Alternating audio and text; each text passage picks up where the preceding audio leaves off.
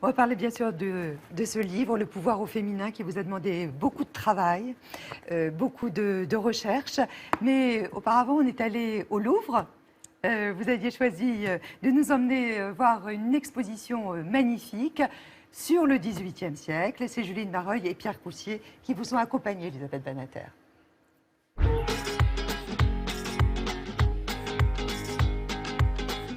Je vous emmène au musée du Louvre. Il y a une exposition qui m'attire énormément d'un immense collectionneur du XVIIIe siècle qui était le comte de Tessin.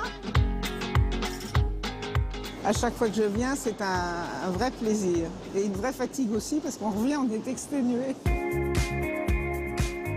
Qu'est-ce que ça vous inspire, cette pyramide? Ça me rappelle des souvenirs. C'était comme une audace formidable à l'époque quand le président Mitterrand a voulu la construire. Ça avait été l'objet de critiques, de polémiques. Donc je la regarde en me disant, il avait bien fait, quoi. Vous êtes nostalgique parfois? Non, je ne suis pas nostalgique du passé, je ne m'en occupe plus jamais. C'est mort, le passé. Alors je veux bien, quand c'est le 18e, ça me passionne. Mais en ce qui concerne mes sentiments personnels, ma vie personnelle, je déteste regarder le passé. Je me dis, il y a beaucoup à espérer du futur. Quand on voit ça, un Suédois à Paris, on peut légitimement penser que c'est le chien qui est le Suédois. Et je trouve ça formidable.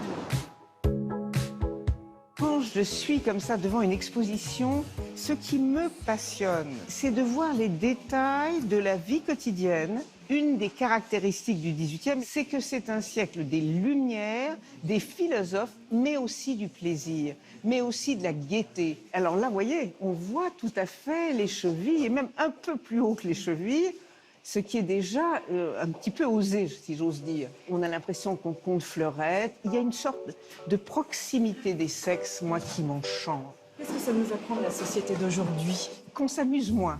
Aujourd'hui, c'est rude. Même le rapport entre hommes et femmes est rude. Moi, je suis très sensible à ce besoin de jouer, de s'amuser. On a envie de choses comme ça, douces, légères. Est-ce que vous l'êtes, vous, douce, sensible? Oh là là, je ne répondrai pas à cette question-là. Légère? Non, pas légère du tout.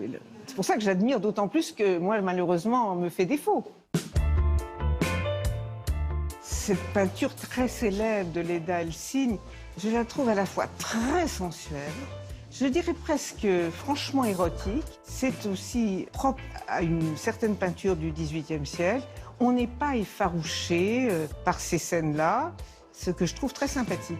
On va finir par un tableau qui m'a fait rire et en même temps qui m'a beaucoup intéressée. Voilà une image pieuse, rien qui soulève un enthousiasme formidable. Or, cette peinture a un envers.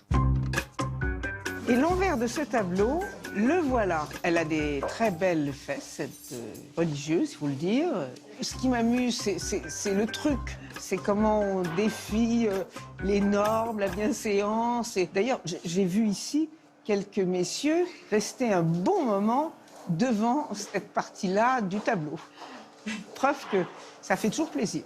Mais on est tellement à la fois pudibond, refoulé. Il ne faut pas dire ci, il ne faut pas dire ça, il ne faut pas montrer ci, il ne faut pas montrer ça. Alors là, quelle liberté, quoi, voilà. Et on en a besoin. Moi, je crois qu'on en a besoin, vraiment.